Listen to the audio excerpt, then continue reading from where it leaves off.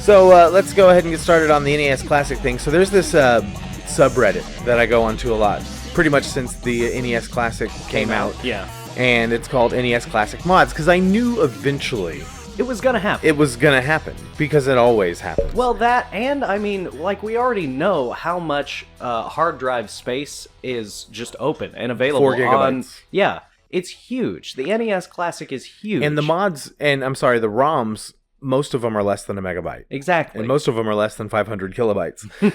they take up a very, very insignificant amount of space. So anyway, you know, there's been some inroads into the hacking of the mini NES.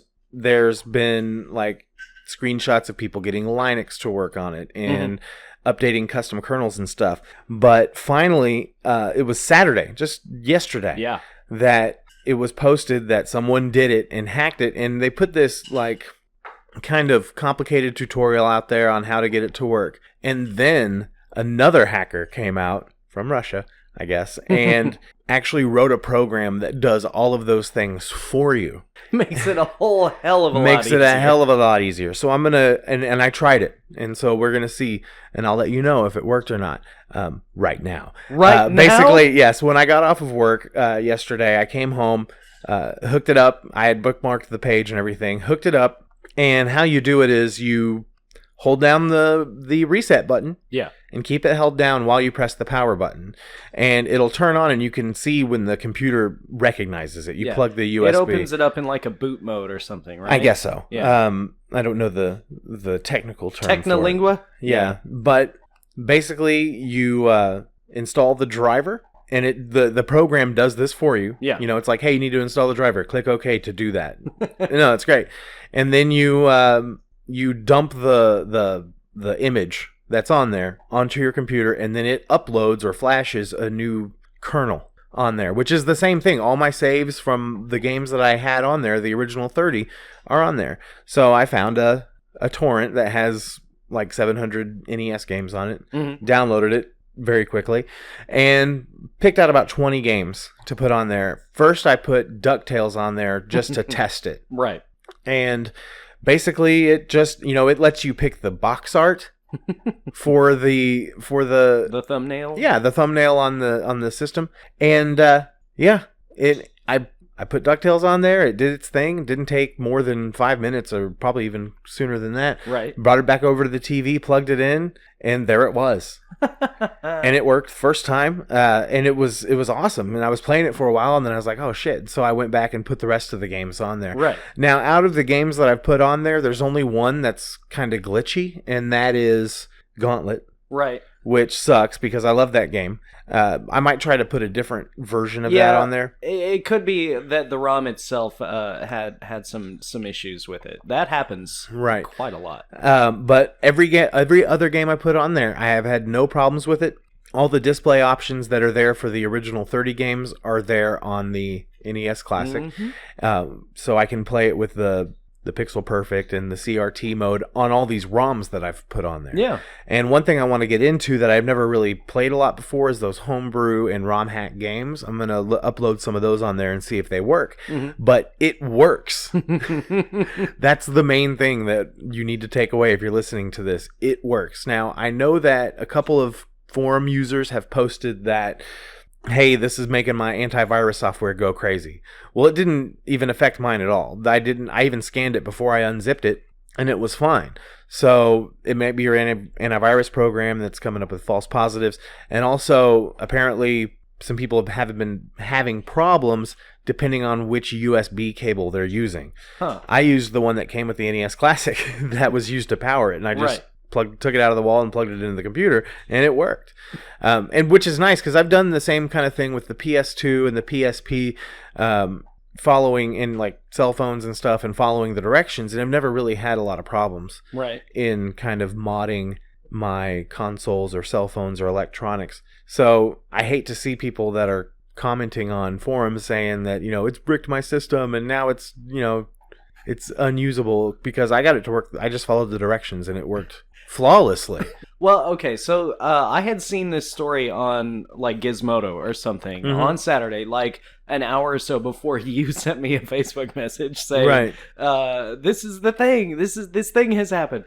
So like I was reading the article, I read all the way through it, and it was like talking about the step-by-step stuff that you had to do, because this was like apparently before this all-in-one program had and it came up the same day. Yeah. So in the morning, because I had to do the morning show on Saturday. Yeah. So I was up super early for me at 6 in the morning. Right. And that is like super early. That is super early for me. No, but I was, I ran across this story. I read that whole thing and I was like, this does seem like kind of difficult. So then when you later in the day told me that you had the all-in-one program available, I was like, shit, that's so good, because like the instructions, and they had like the original video in Russian that was posted. Those Russian hackers, man. Right. And it did seem like there was, the potential scary, this might brick your system stuff going on with it. But once the all-in-one program came out and it did all of the stuff automatically, so you didn't actually have to get into the code and alter any of the files or anything,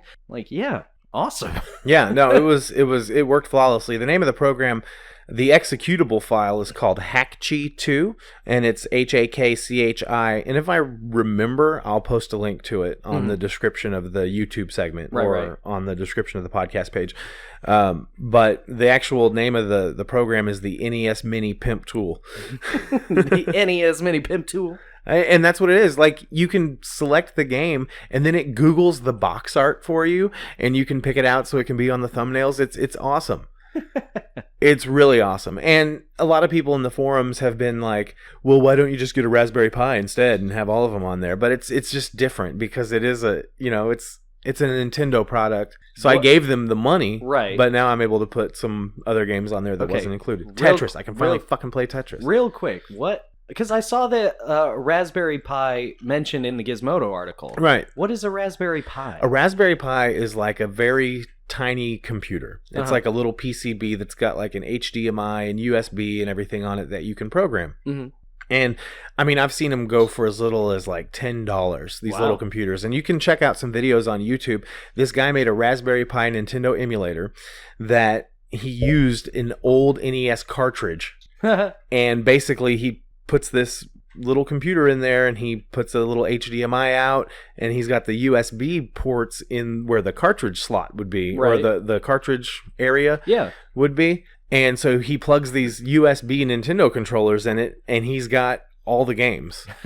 But it's a very tiny thing, and it's a big thing amongst like homebrew and like home computing programming enthusiasts and amongst retro gamers now. And I actually looked into it on Amazon, and you can buy some kits that pretty much have everything you need and even a case for it, but you have to find the software pretty much. And the software that's the most popular is called RetroPie, and it's got like a Super Nintendo, Sega, all these emulators already on it. And you can hold gigabytes upon gigabytes on these SD cards or whatever on there. So, that's kind of the thing is like, well, why can't you just do that? But for me, I mean, this was the NES Classic Edition. It's a Nintendo product, so it's a Nintendo controller. And, I bought it because I want to support that kind of thing, and I want to see Nintendo doing that more. But yeah, if there's an opportunity for me to put more games on it, hell yeah, I'm going to take it. And honestly, this could have been avoided if Nintendo had put a Wi-Fi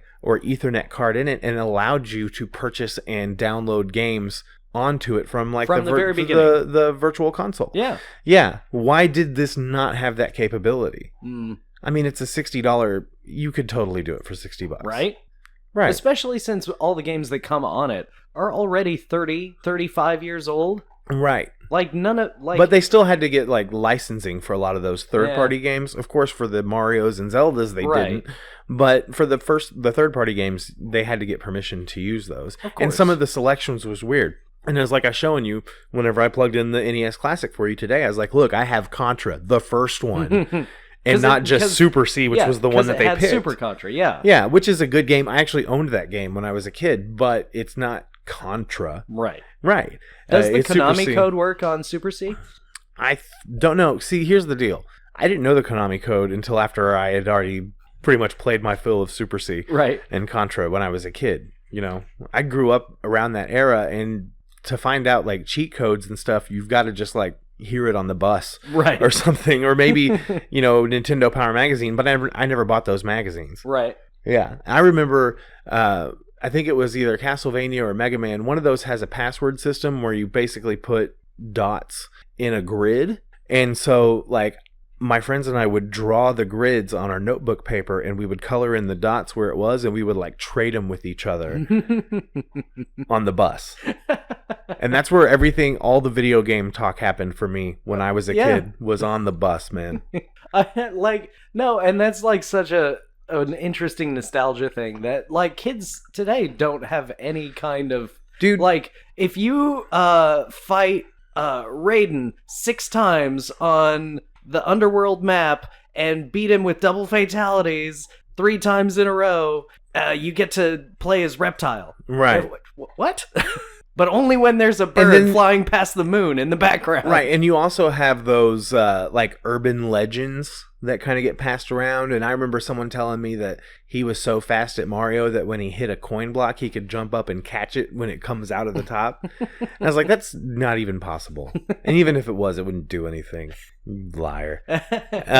And, like, you know, hearing all the stories, oh, someone jumped over the pole at the end of the level, which you can, I think, in one of them, and it just kind of glitches out and just keeps going. But, like, I've never, like, seen someone do it in real life without, like, a Game Genie. Right. and a Game Genie was a thing. It was. You know, it was a cheat device that altered the program so you could cheat on it. So it's really weird because these days, a lot of times, like, when I'm playing the Wii U, like when I was playing Twilight Princess on there, you know, if I get stuck or I need, you know, to look at a walkthrough, I can just go to the browser on the Wii U gamepad while I'm playing. I was like, I already have the tool in my hand to do it. I don't even have to pick up my phone. Exactly. Because I'm doing it on the controller, you know, which is another reason I love the Wii U. But yeah, it's awesome, man. And, you know, being 35 and having that nostalgia. And that's actually a big chunk of our listeners' age, too, if you go through the demographics on YouTube. Oh, so really? I think a lot of the people that are listening to this are going to be able to like relate. If they were lucky enough to get their hands on the Nintendo Classic, they might very well, you know, take your advice. Right, and even when I told you when I went and picked up the NES Classic the first time, some of the best conversations I've had about Nintendo and nostalgia were with people in the line. line. With people in the line to get one.